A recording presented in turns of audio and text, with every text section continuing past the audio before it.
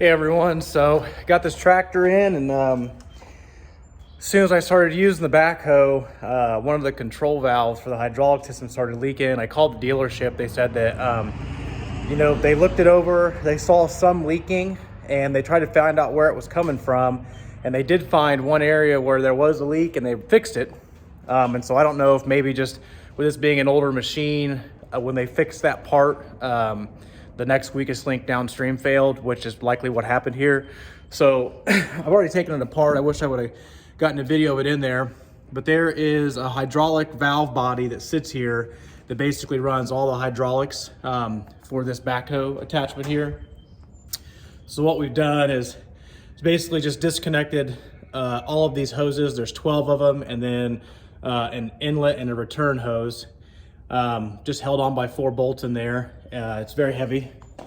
I was surprised by how heavy it is, but I guess it makes sense because there's a lot of pressure and stuff through there. And then this is the actual valve body itself. This is the one I'm having troubles with. I believe somewhere down in here is an O-ring that has failed, and it's letting hydraulic fluid pass up the shaft and then out this top part here. And I can kind of see too this, I don't know if that's a nylon or Viton or some kind of seal there is kind of bulging out. That might be an issue as well. So we're basically just gonna take this thing apart and try to figure out why it's not working.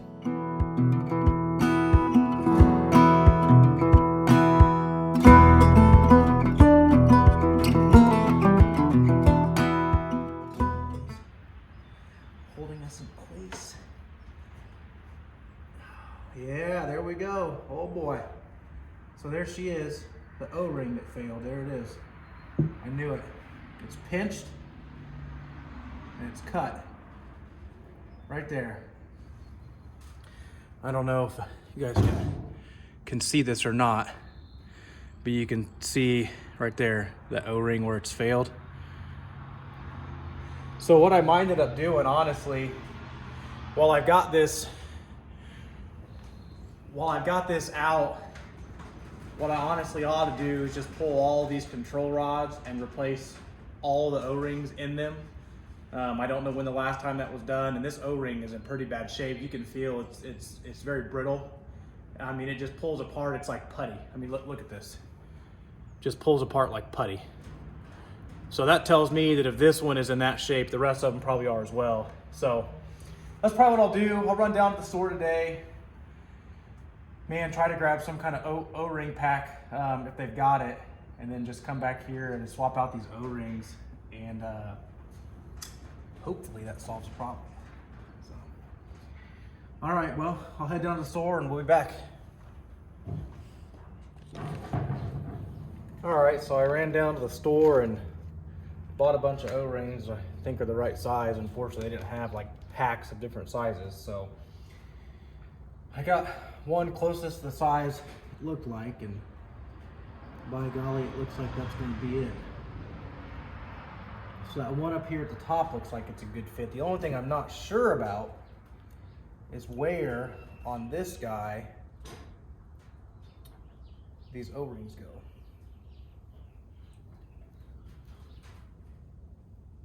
So that obviously goes over top of the O-ring. But does the other O-ring maybe go all the way down here at the bottom? And then seats against this other Teflon guy here. And then go back in. That's what it looks like. Yeah, that's gotta be it. And then that one goes there. And then this Teflon guy goes back over it. And then I think it all goes right back together that way. That's the only thing I can think. So we will give that a whirl and see if that works. Again, I think I'm gonna pull all these because those O-rings were just in such bad shape that, I mean, they were literally pulling apart like gum. So my guess is that they're probably all in that condition. And while I've got this off, now is the time to do it versus putting this thing back on, getting on the tractor for a couple hours, and then having another leak that ends up being the exact same problem. I mean, it's not a, you know, it wasn't a huge project to get this thing off and to take it apart, so it wouldn't be the end of the world, but it'll at least save me some time, you know. So we'll do that. See if that doesn't do it for us here. You know, I knew going into buying this old tractor that, you know, it wasn't ever really going to be work for me. You know, I just don't have the money for a brand new tractor that's got a warranty and everything. I mean, I wish I did, but I don't. So it kind of is what it is in that regard. And I think this will be a good tractor for us. You know, it's got everything I need, and you know, stuff like this is relatively easy to work on. So it should be all right. I can get these started.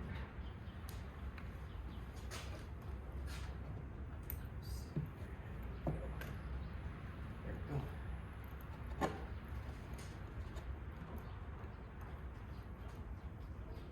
So I'm putting this one on, and because it's spring loaded, I'm not trying to load one side more than the other, so give them a couple turns apiece. Bounce back and forth to keep it even load on that spring. Just surprised there's no gasket or appear to be O-ring on these. Seems kind of odd. Looks okay.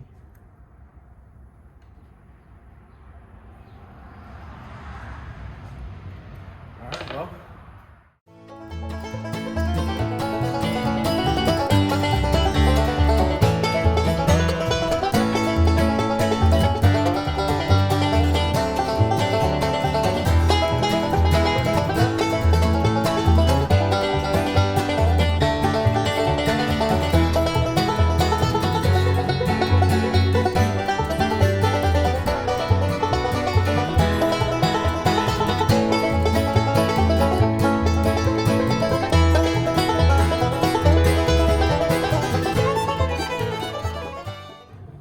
All right, everyone, so I got the O-rings changed. I didn't change them in the downriggers just because they have this extra top piece, and I don't know, I'm probably going to regret this decision, but I decided not to change them. They don't have any problems, and they've got this extra piece up here that I'm not really sure about, so I just went ahead and replaced the O-rings and the main controllers here at the top, and then this one had one O-ring here in the bottom. So we're gonna put this thing back on. I'm gonna figure out how to bleed the hydraulics on it to get the air out, and then hopefully that solves our problem. All right, so over here at the tractor now, and this is where this hydraulic manifold mounts to these 4 holes and these lines attached. Before I took them off, I numbered them 1 and 1, 2 and 2, 3, 3, 4, 4, 5, 5, 6, 6, all the way across the manifold, so I know which ones went where. Again, I think this is the fill line, the return line.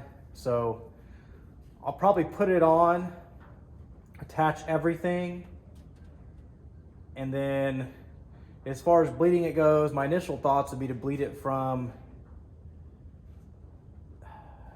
I guess, the fill or the return line to just see how much air comes out of it, but I don't know. We'll see. I'll just keep pushing it until I think it's good, and then we'll go from there. And if it starts chattering or making a bunch of noise or whatever, then I know I didn't do it right. So we'll see.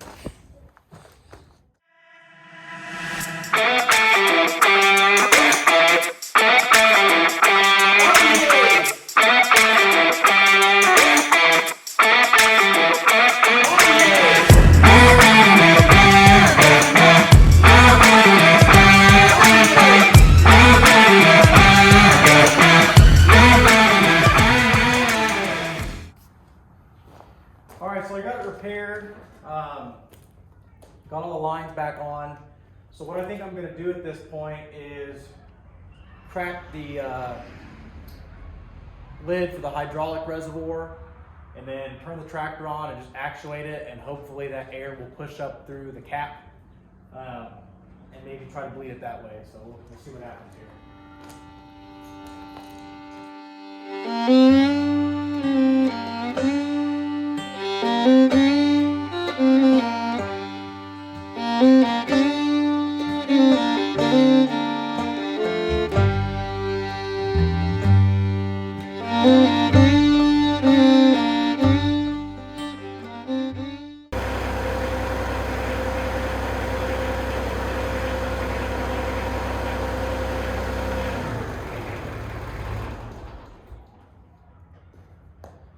All right, so looks like it's still leaking, but not nearly as much as it was before.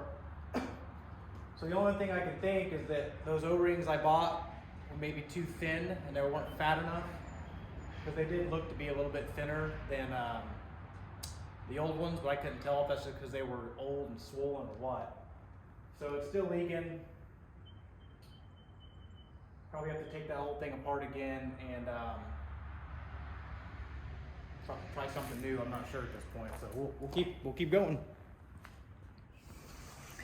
All right, so obviously I wasn't able to get the tractor fixed today, so what I'm going to try to do is I'm going to take those O-rings I bought and run down to the hardware store maybe this week and see if they have a similar size O-ring that's just a little bit fatter.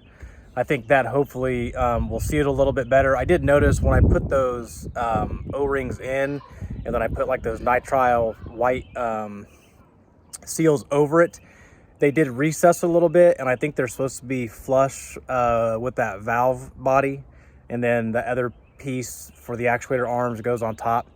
So I'm gonna give that a whirl, but I was able to spend the rest of the day hooking up the bush hog to the mower. Got that attached, was able to go out into the woods and mow down some of the brush that we've had. Man, it works great. Got the saw out and cut some wood and moved some stuff out of the way. So hopefully as we get more into the summer, I can bush hog more of the woods and make it just a lot more usable for us.